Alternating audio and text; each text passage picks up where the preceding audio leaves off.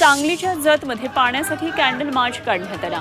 65 गावांना म्हैसाळ सिंचन योजनेचं पाणी देण्यात यावं तसेच विस्तारित माहिती टेंडर प्रक्रिया पूर्ण करावी या मागणीसाठी हा मार्च काढण्यात आला। तातडीनं मागण्या पूर्ण न केल्यास पुन्हा कर्नाटकमध्ये जाण्यासाठी भूमिका घेण्यास भाग पडू असा इशारा यावेळी दुष्काळग्रस्तांनी दिला। गोंदियातल्या भजेपूर बोद्देल बोडी ग्रामस्थांनी वाघ नदीमध्ये उतरून अर्ध जलसमाधी आंदोलन केलं। वाघ नदीवरच्या 2 मोठ्या पुलांचं बांधकाम गेल्या अनेक वर्षांपासून रखडलंय आणि पुलांच्या कामासाठी रस्ते खोदून ठेवलेत, त्यामुळे 1 किलोमीटर अंतरावर जाण्यासाठी 15 किलोमीटर लांब फेरी मारावी लागते। त्यामुळे संतप्त ग्रामस्थांनी हे आंदोलन केलं।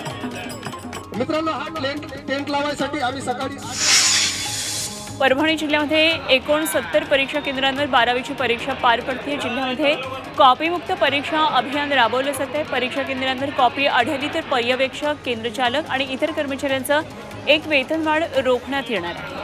अमृत नोनी आर्थो प्लस ये एक प्रूवन फॉर्मूला है। इसमें मौजूद नोनी फल के गुण और आयुर्वेदिक जड़ी बूटियां शरीर को जरूरी पोषक तत्व देने के साथ साथ हड्डियों और जोड़ों के घिसने, उनमें होने वाले सूजन और दर्द को रोकने में मदद करता है। दर्द मुक्त जीवन के लिए अमृत नोनी आर्थो प्लस।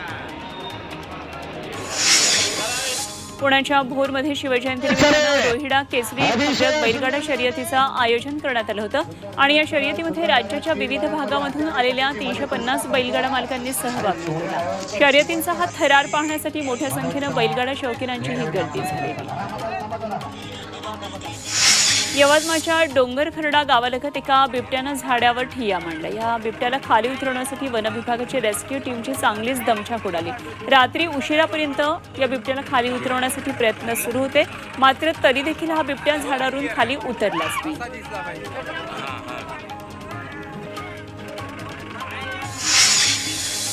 पुण्यातल्या सिंहगड किल्ल्याच्या पायथ्याशी लागलेल्या भीषण वणव्यावर नियंत्रण मिळवण्यात यश आलंय। गेल्या 2 दिवसांपासून सामरेवाडी तळई परिसरामध्ये हा वणवा धुमसतोय आणि गेल्या काही दिवसांमध्ये या भागामध्ये वणवे लावल्याच्या घटना घडल्यात। त्यावर आळा घालण्यासाठी वन विभागानं वणवा विरोधी पथक तैनात केलंय।